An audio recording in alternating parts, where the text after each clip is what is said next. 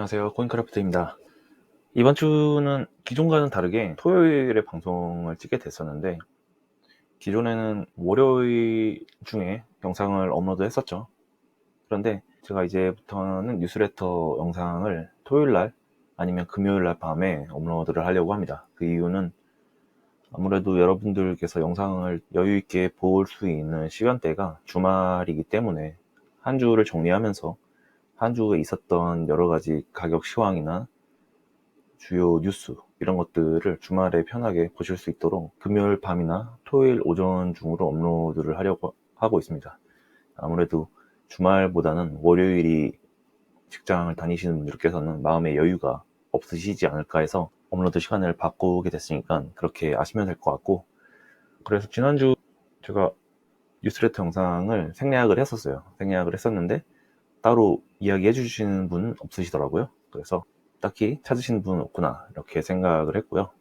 그래도 저는 봐주시는 분들이 있으니까 꾸준히 계속 영상을 업로드를 할 수 있도록 하겠습니다. 네, 이번 주 있었던 이 코인 주요 뉴스, 가격 시황, 그리고 스테이블 코인의 온체인 주요 지표, 그리고 ETF의 자금 흐름 현황까지 하나씩 살펴보도록 하겠습니다.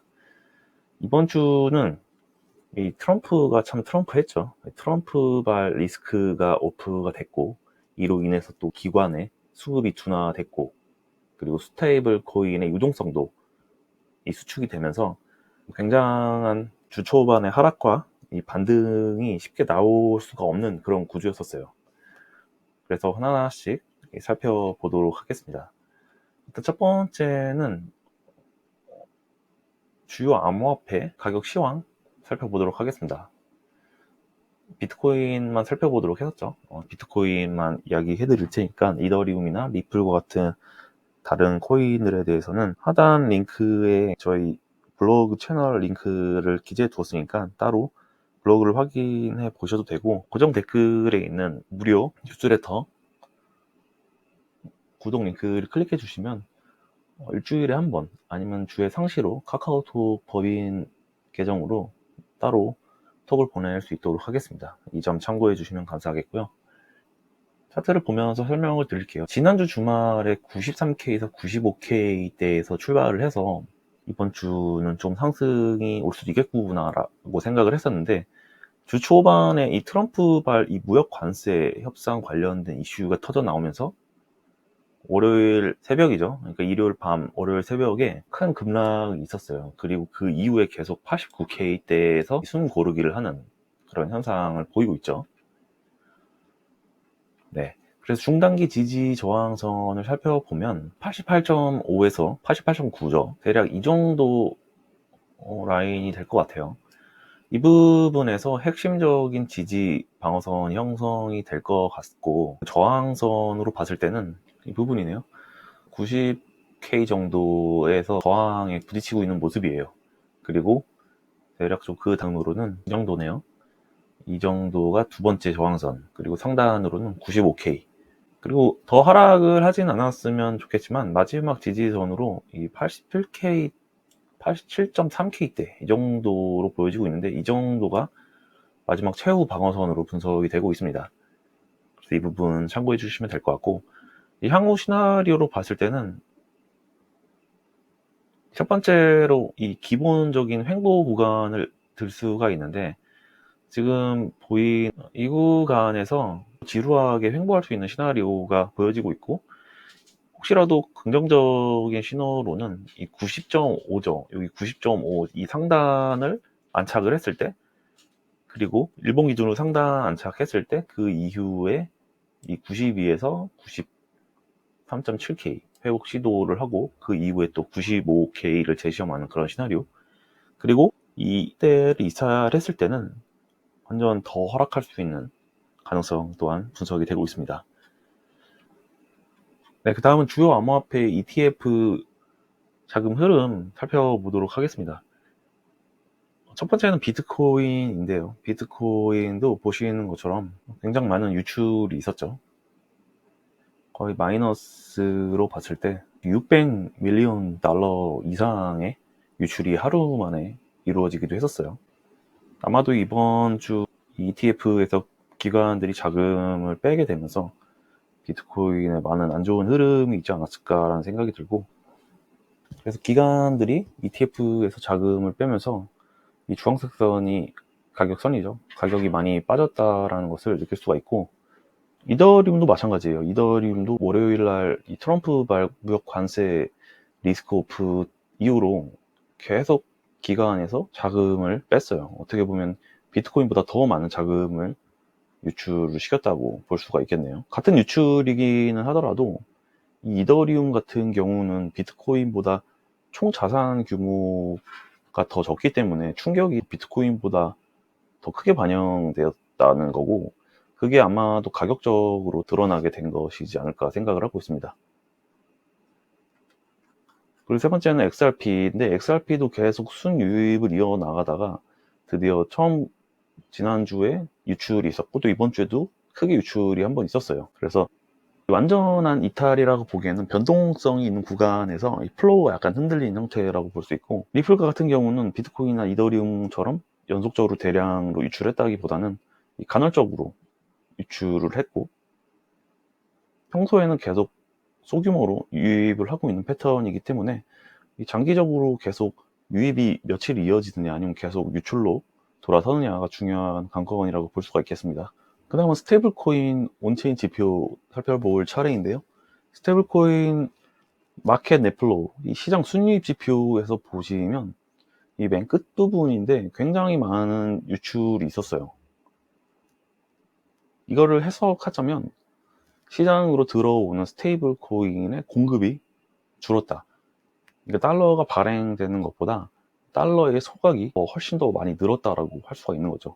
시장에 달러 유동성이 수축된 것이라고 할 수가 있고, 코인이나 암호화폐 시장의 반등이 나오기 위해서는 결국 시장에 자금이 충분해야겠죠. 그런데 이번 주에는 그 연료 역할을 해줄 달러가 없어졌다라고 이야기할 수가 있는 거죠. 그 다음은 이더리움 네트워크 브릿지 순유입 현황 살펴보도록 하겠습니다. 여러분들 잘 알고 계시는 서클 USD가 이더리움 네트워크로 얼마나 오갔는지 살펴보는 지표죠. 마찬가지로 이번 주도 계속 플러스로 이어지다가 이번에 이제 마이너스로 전환을 했죠. 이 서클 USD도 이더리움으로 계속 자금이 들어오다가 유출로 돌아선 주라고 할 수가 있고, 결국 해석을 해보자면 트럼프발 위험 회피 국면에서 자금이 이더리움의 메인넷 체류를 줄이고 이동한 시그널로 해석을 할 수가 있겠죠. 그리고 가장 중요한 이 중앙화 거래소 온체인 현황 살펴보도록 하겠습니다.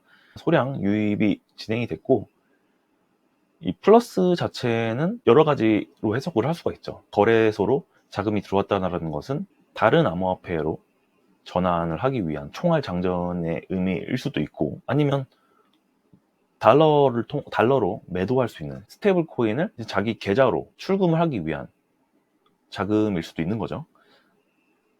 그래서 이번 주는 마켓 넷플로우, 시장의 순이익 지표 자체가 크게 하방이었기 때문에 이 방어적인 이동으로 해석을 하는 것이 더 자연스럽지 않을까, 그런 생각을 하고 있습니다.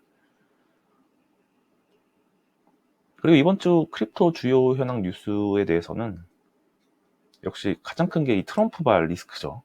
항상 이 트럼프의 이입으로 인해서 엄청나게 많은 자금이 오고 가는 것을 느낄 수가 있는데, 이 1월 20일 전후로 이 그린란드 관련된 악재가 터졌었죠. 이 트럼프가 이 유럽에 대해서 이 그린란드를 지지하는 국가에 대해서 관세를 부과하겠다, 이런 식으로 협박을 하면서 굉장히 많은 자산 시장에 하락이 왔었어요. 그래서 반대로 금과 은, 귀금속 시장은 굉장한 호황을 보고 있습니다.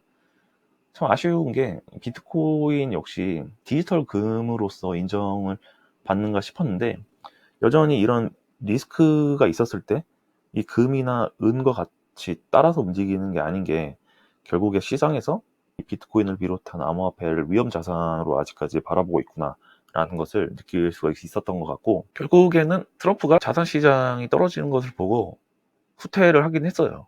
후퇴를 하긴 했었는데 그 이후에 자산이 원상복귀를 하지 않았죠. 결국에 트럼프라는 이 사람은 참 이 이입을 통해서 자신의 자산을 잘 이용시키는 그런 대통령이지 않나, 그런 생각을 하게 되네요. 그리고 두 번째 소식은 뭐 너무 안 좋은 소식이 많았기 때문에 이번 주는 조금 좋은 소식도 말씀드려야 될 것 같은데, 이 온체인 지표상에서는 이 이더리움과 관련된 뭐 호재까지는 아니지만 그래도 이 펀더멘탈을 유지시켜주는 그런 뉴스가 나왔어요. 이더리움이 가격은 떨어졌지만 이 온체인 상에서 이 이더리움이 거래 활동이 증가하고 있다. 어떤 거래 활동이냐? 이 이더리움을 이 스테이킹을 통해서 보상을 받는 거는 다들 알고 계시죠? 이 그러기 위해서는 이 단순히 자기 지갑에 갖고 있으면 되는 것이 아니라, 물론 위탁해서 스테이킹을 하는 방법도 있지만 제대로 스테이킹을 하기 위해서는 30개나 60개 단위의 이더를 별도 컨트랙트, 이더리움 재단에서 제공하는 컨트랙트 주소로 보내서 락킹을 시켜놔야 돼요. 그 락킹을 시켜놓는 그 주소에 엄청나게 많은 이 대기가 쌓여 있고, 그리고 또 스테이킹을 제거하기 위해서는 출금을 해야겠죠. 이 출금 대기열에 제로라는 것입니다. 이 이야기는 이더리움이 가격이 떨어진다고 해서 팔아버리겠다라는 신호보다는, 이건 단순히 단기적인 신호에 불과하고 여전히 이더리움을 믿고 계속 난 스테이킹을 돌리겠다라는 사람들이 하나도 없다라는 거예요. 지금 이더리움의 가격이 빠진 이유는 결국 이 기관들의 이 매크로에 의해서 가격이 빠지는 거지, 온체인에 있는 사용자들이 패닉이 와서 빼는 것은 아니다 라고 이야기를 할 수가 있는 거죠. 그리고 세 번째는 리플과 관련된 소식이 있어요. 이 리플 관련된 소식이 이 DXC라고 하는 글로벌 은행의 이 코어 뱅킹에 이 리플이 파트너십을 했다는 소식입니다. 이 DXC라고 하는 이 회사는 자사의 이 호건 코어 뱅킹 플랫폼에 리플의 디지털 자산, 수탁, 커스터디죠. 돈을 보관하는 것을 이야기해요. 그리고 결제, 그리고 리플 스테이블 코인, 달러 스테이블 코인이죠. 그리고 토크나 플러스 프로그래머블 페이먼트 기능을 통합하겠다라고 발표를 했습니다. 근데 이 호건이라고 하는 게 뭔데 이렇게 큰 뉴스냐라고 할 수가 있겠죠. 이 호건은 DXC라는 회사가 제공하는 은행 코어뱅킹 시스템이에요. 이것은 예금이나 계좌, 이 정산 등을, 즉 은행의 심장을 돌리는 소프트웨어라고 할 수 있고, 이 호건은 전 세계 3억 개의 예금 계좌, 그리고 5조 달러 이상의 예금을 지원을 하고 있습니다. 그렇기 때문에 굉장히 한번 설치가 되면 교체가 불가능할 정도로 보수적인 시스템이라는 거죠. 여기에 결국 리플 시스템이 붙는다는 것은 실험 단계가 아니라 거의 현업 배포를 전제로 한 확장이라는 의미가 크다는 거죠. 그래서 실제로 은행 입장에서는 결국 이 레거시 금융 시스템과 온체인 금융을 연결하는데 리플이 나서고 있고, 이 은행이 핵심 코어를 건드리지 않고도 디지털 자산의 사용 사례를 배포할 수 있다라고 이야기를 하고 있습니다. 기사에서는. 하지만 뭐 XRP의 가격 변동은 크게 없었어요. 왜냐하면 이 DXC의 이 보도 자료에 의해서는 이 리플의 스테이블 코인 그리고 XRP가 활용된다고 이야기하지만 결국 모든 은행이 XRP를 가지고 쓰는 구조라고 못 박지는 않았어요. 그렇기 때문에 아직 단기 펌핑 재료라기보다는 은행권의 디지털 자산 인프라가 코어 레이어로 들어간다는 중장기 채택 스토리에 가깝죠. 네, 일단 그렇고요. 그래서 오늘 준비한 뉴스레터 소식은 다 전달드리게 됐고요.